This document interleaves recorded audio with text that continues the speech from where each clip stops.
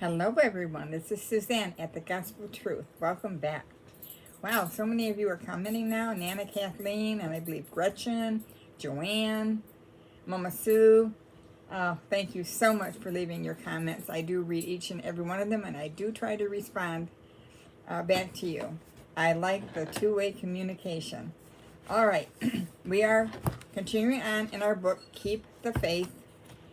And we are now going to be talking about the power of perseverance. This is quite a lengthy chapter. There's a lot of good stuff in it. So we're going to get started right away on our lesson. And then I'll kind of catch up on what's been going on. All right, let's get going. The power of perseverance. I think this is one word that we need to print out and tape on our bathroom wall, our kitchen, everywhere to remind us to persevere. At the 1983 Australian Ultra Marathon, a foot race of 544 grueling miles from Sydney to Melbourne, an odd competitor showed up. Everyone else was highly trained, commercially sponsored professional. But Cliff Young was a 61-year-old farmer. Unlike the others, who were clad in professional running shoes and cool athletic gear with sponsored logos, Cliff wore a loose white shirt flopping over baggy overalls. He had rubber galoshes on over his boots, and a white baseball cap hung with sunscreening flaps. Wow, he must have been such a sight to these people that were professionally dressed and had trained. The officials laughed, thinking they were being set up for a joke. But Cliff was serious and ready to run. His name went down on the roster, and someone pinned a number on his faded overalls. Uncertainty about Cliff continued as the runners lined up to start the race. Was this old man really going to compete against young, highly trained athletes with sculptured bodies? Some still thought it was a joke. Others thought him naive or perhaps a little deranged. Some jeered and shouted insults. People can be cruel, can't they? I don't know why people insist on being cruel. Instead of thinking, let's see where this goes. This will be interesting. When the starting gun fired, the runners took off. The crowd laughed at the contrast between the young contestants' disciplined strides and Cliff's odd gait shuffled. But 5 days, 15 hours, and 4 minutes later, no one was laughing. Cliff Young crossed the Melbourne finish line almost 10 hours ahead of the second-place runner. The astounded press descended on him en masse. How did this aging farmer accomplish such a spectacular run? Two facts emerged. First, as a shepherd too poor to own a horse, Cliff often herded entire flocks of sheep alone, sometimes running day and night to keep up with the flock. Second, he didn't realize that runners in ultramarathons stopped at night to rest. He had run the entire distance without sleeping. Cliff Young had the primary attribute required to win any long-distance race: perseverance. He just kept going. While his competitors eased their ordeal with rest, he relentlessly pushed through his exhaustion. His eyes were on the goal and nothing else. Clearly, we need perseverance in order to run the race God has set before us in our lives. We especially need perseverance to keep the faith and keep running when the world feels out of control. Importantly, though, you and I do not need to be the source of that perseverance. In fact, we shouldn't be. We can't run very far or keep going very long on our strength alone. That's why God gives perseverance to his followers. As we determine our minds to keep the faith, he fills us with all that we require to keep going, to keep running. There is an amazing promise found in the book of 2 Peter that I want to make sure you know about. His divine power has given us everything we need for a godly life through our knowledge of him who called us by his own glory and goodness. Right there in black and white, God has promised to give you everything you need to live an authentic impactful life as a member of his kingdom. And one of those things you need is perseverance. Look at what Peter wrote later in that chapter. Make every effort to add to your faith goodness, and to goodness knowledge, and to knowledge self-control, and to self-control perseverance, and to perseverance godliness, and to godliness mutual affection, and to mutual affection love. For if you possess these qualities in increasing measure, they will keep you from being ineffective and unproductive in your knowledge of our Lord Jesus Christ.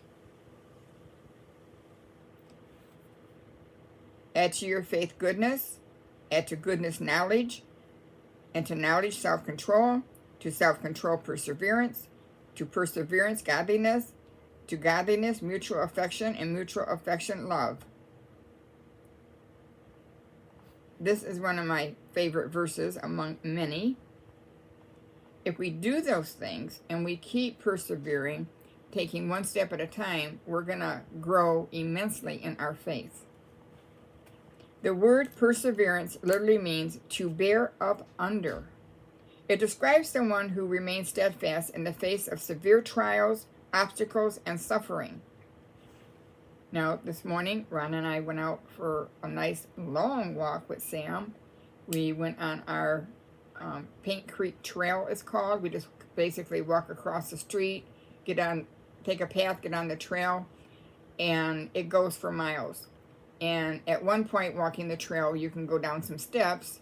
It's called Dinosaur Hill, and it's all dirt. You can walk around there, across a big bridge, and go all around. So Ron and I decided to go for it today. Probably about the last 20 minutes coming back, Ron's back was starting to hurt. My knee was starting to hurt.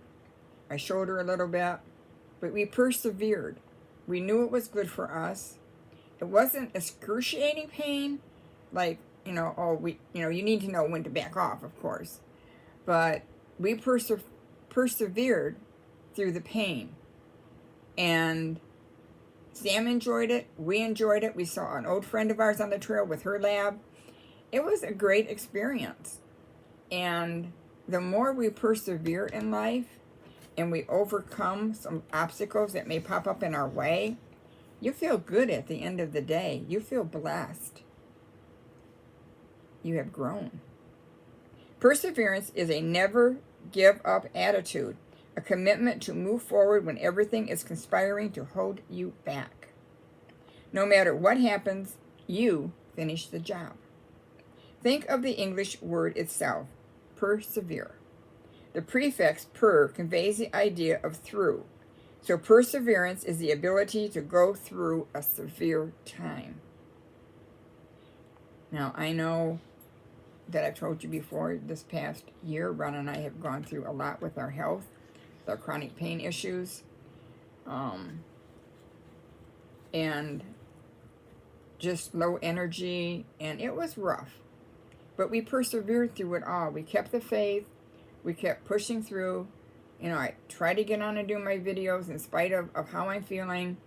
Ron religiously takes the dog out in the morning, and because mornings are kind of my rough time. This morning wasn't too bad, praise the Lord. I think our physical therapy is kind of starting to pay off a little bit. And I believe we're only going to grow stronger as time goes by. So once you persevere through a long period, like it was May 30th, I believe, of 2023 or 22. It's been over a year and a half since I had surgery on my left knee, and it's still hurting. But I keep praying that each day it's going to get a little better, little better, little better. There seemed to be no light at the end of that tunnel. And it's been difficult. It's been hard. But each day that we get through something that's hard to do, and you just feel, I can't take one step further, you'd be surprised how much more you can really do if you put your mind to it. Now you have to know there is a certain point to where if it's increasing and you're getting sharp pain in the area, yeah, common sense will tell you need to back off a little bit and let that rest. So Ron and I are very excited to see what happens over the next few months with our health and just growing stronger physically, spiritually, mentally, the whole ball of wax. Perseverance turns ordeals into opportunities. It gives us the opportunity to finish what we begin, to outlast pain and sorrow, to strive until we accomplish things that are difficult, and to demonstrate God's grace in all the seasons of life. As Eugene Peterson wrote, perseverance is not resignation. Putting up with things the way they are, staying in the same old rut year after year after year, or being a doormat for people to wipe their feet on. Endurance is not a desperate hanging on, but a traveling from strength to strength. Perseverance is triumphant and alive. The force of persevering. Those who learn to accept and use God's gift of perseverance are forces to be reckoned with. In a world where most people give up or give out, those who keep going will accomplish more than they can imagine. In Luke 8, Jesus told a parable about 4 different soils. The sower threw out his seed, and some of it, Jesus said, fell on good soil where it germinated. Jesus was actually speaking about the heart of someone who embraced the gospel message. Notice the way he put it. He said the good soil stands for those with a noble and good heart who hear the word, retain it, and by persevering, produce a crop.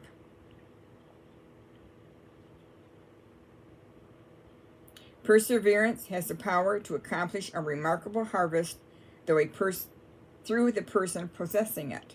It adds forcefulness and fortitude to our personalities, and it enables us to reap the harvest, gain the victory, finish the race, and glorify the Lord. Byron Janis, a world-class concert pianist, played with the world's top orchestra and recorded many albums. From early childhood, he studied with elite teachers and practiced hours every day. Audience marveled at the grace and nimbleness of his fingers as they flew across the keyboard, bringing to life the classical repertoire's most difficult pieces. In 1973, at the peak of his career, Janis noticed a creeping stiffness in his fingers. After several tests, doctors gave him the devastating diagnosis. He had severe psoriatic arthritis in both hands and wrists. The prognosis was bleak. His fingers would become stiff as wood and severely crippled. When arthritis fused joints in 9 of his fingers, it appeared his concert career was over. But Janis was determined to challenge this. Without revealing his disease to the public, he spent long hours adapting his playing technique to this new reality. He relied on regular medications, acupuncture, ultrasound, and even tried hypnosis to cope with the pain. His wife, Maria, learned and applied a therapeutic massage technique to restore flexibility to his joints. Janis continued playing for 12 more years, keeping the state of his health private. The world learned of his condition when he disclosed it at a 1985 White House concert. Despite several more surgeries on his hands, Janis continued to play the piano and became an active fundraiser for the Arthritis Foundation.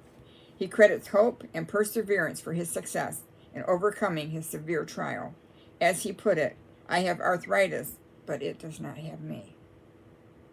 I have chronic pain. It does not have me.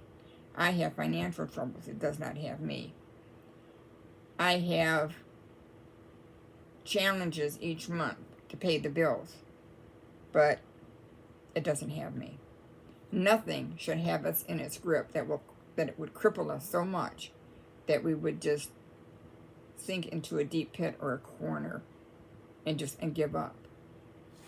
We must always persevere. We never know what's around the corner. In this fallen world, trials and sufferings are inescapable, and they don't go away when we become Christians. The good news is perseverance can transform our curses into blessings. As Janis said in an interview, arthritis has taught me to look inside myself for new sources of strength and creativity. It has given my life a new intensity. In other words, it made Byron Janis a force to be reckoned with. Receiving God's gift of perseverance has more benefits than you can imagine, but the impact can be summarized in two broad categories. Okay, the next time we pick up, we're going to talk about perseverance produces trust,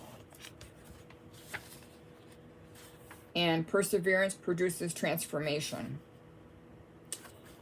And that should be tomorrow. I was just thinking about something where it just said, arthritis has taught me to look inside myself for new sources of strength and creativity. It has given my life a new intensity. So when we persevere through all our troubles and all our things, what we need to be thinking about is, this is one step closer to reaching my goal. I had to adapt my crafting to telling myself, okay, you may not be able to put out 3 or 4 hats a day anymore, but let's start with 1 every couple of days and see how that goes. So I get on my machine and I crank away until I start feeling at my shoulder, then I stop, and then every once in a while when my shoulder's better, I'll come back, do a few more, and I'm almost finished with the hat I've got on my machine right now. I will try to take a picture of it to show you it in the machine. And it doesn't look like a hat, but I'm at let me see how many rows I'm at. I think I'm at 133 rows. I'm doing 140 on this hat, and it's looking so pretty. I have to go back and review a couple of videos to remember how to finish it off. You know, once you're into things and you do it over and over, and then say if you have to, for whatever reasons, lay it aside for 6 months to a year, when you come back to it, you got to kind of bring yourself back up to speed. So we need to do that. If you've stepped away from God's word, you need to come back and bring yourself up to speed and keep persevering through whatever you're going through. And don't ever give up. If you give up, Satan is smiling. He's happy. He's happy he's keeping you in that bed. He's happy keeping you thinking that I just can't. We should be saying, I can do all things through Christ who strengthens me. Satan, get behind me. And don't sit around thinking about things too much, because you'll talk yourself right out of it. Just get up and do what needs to be done. Don't even think about it. Many times I go to do something and think, oh, you know, I really don't want to do this. But then I have to stamp myself out of it and say, Suzanne, just get started. Just take that first couple steps. Before you know it, you're happily doing whatever it was that you were dreading to do, because you know it has to be done, that you can persevere, that you can get it done. And it may not have taken as long as you built up in your mind that it was going to take. And it's a good feeling when you feel accomplished at the end of the day, when you can look back over the end of the day and say, it was a good day in the Lord. I didn't think I would be able to get as much done as I did, but I did. I pushed myself through that pain or through my worrying, my concerns. I didn't let those things weigh me down. I let them be a stepping stone to lift me up to the next step each day, that goal toward heaven. And that's what we all need to be doing, isn't it? All right, well, I hope you've enjoyed this talk about perseverance today. We're going to pick it back up tomorrow. I hope you're having a blessed day in the Lord. Ron and I are going to run out and pick up another watermelon today. The season will soon be over, so we're trying to get our last few fixes in before the watermelon season is done. And I'm going to pick up some soup bones for Sam. They have some that are frozen. They have marrow in them. It's supposed to be really, really good for the dog. And then they have these baked pita chips. They are so good. A lot healthier than potato chips and some of that. I'm really trying to find healthy snacks. I like crunchy things. And chips are one of my downfalls. I haven't bought potato chips in a long time because I will sit and eat the whole bag. Shame on me, right? So we tend to do that, don't we? Are there certain things that you don't buy and bring into the house because the whole package of Oreo cookies would be gone? I know, right? Oh, there's so many tasty things out there, but we have to do everything in moderation. And it's tough sometimes. It's tough resisting, but we can do it. We can become braver, stronger, more knowledgeable in the Lord every single day. You have no excuse not to go and grow for Jesus. You take care now. Bye-bye.